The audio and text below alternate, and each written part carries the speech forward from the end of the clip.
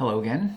This week we're doing a review of the try except structure in Python. So if you haven't already, please pause this video and then read through the assignment, because I walk you through how to make a try except.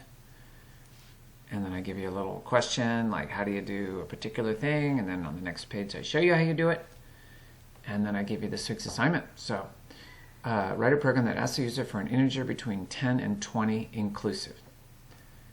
And then we have 3 error cases. If the user enters something that's not an integer, you're supposed to say that it needs an integer, and you ask them to try again. If it's less than 10, it says it's too small. If it's more than 20, it says it's too big.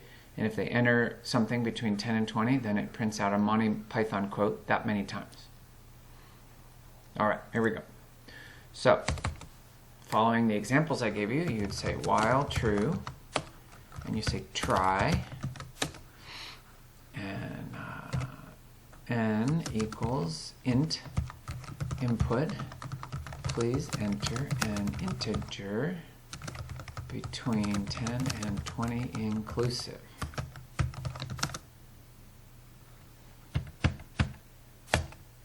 All right, and the way this works is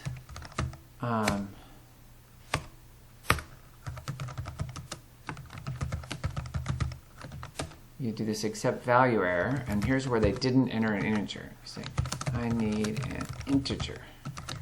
Please try again.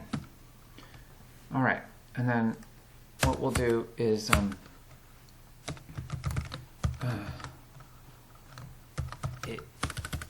we are the knights who say me. And you can just say times n, or whatever your variable is. I made my variable n. But when you do a string times a number, it'll print it out that many times. So let's go ahead and run this. I didn't finish the whole program. Right now it's just checking for an integer. So if I say 3, it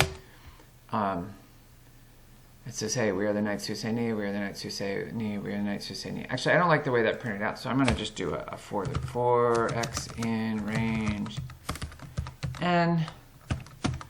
And then I'm going to have it printed out. So it prints it out on its own line. So this has to get tabbed in. So we'll try again.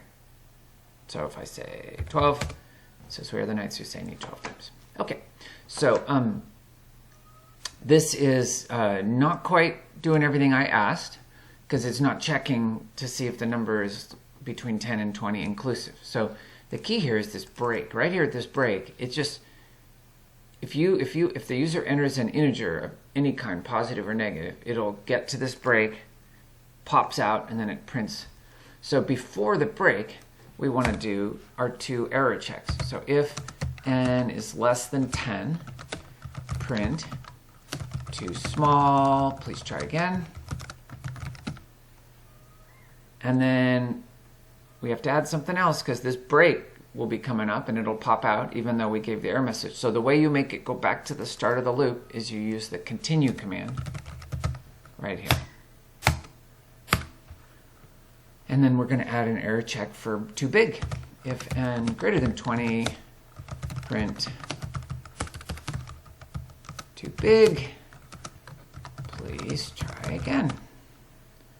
I'm going to change this to also be an exclamation point. Just like I'm yelling at you. And so then again, on the too big error, we have to say continue. And the reason why is if we didn't say continue, it would just give the error message and then break, and then pop down here and print the stuff anyway.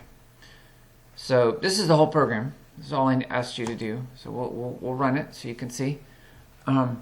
If I enter, if I just type something that's not an integer, it says I need an integer, please try again. In fact, if I enter a decimal number, 0.5, yeah, I need an integer, try again. Okay, so then I'm going to enter negative 30.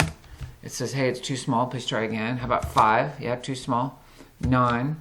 Okay, and then let's go too big. I'm going to go 200 million. It says, whoa, too big, try again. Even 21 is too big. But then if I enter something in the right range, like 18, it says, yeah, there you go. We are the knights who say ni. It says it 18 times. I mean, I'm not going to count it, but that's what our program did. So Yeah, so there you go. That's this week's program. So, as always, you can email me if you have any questions. Thanks.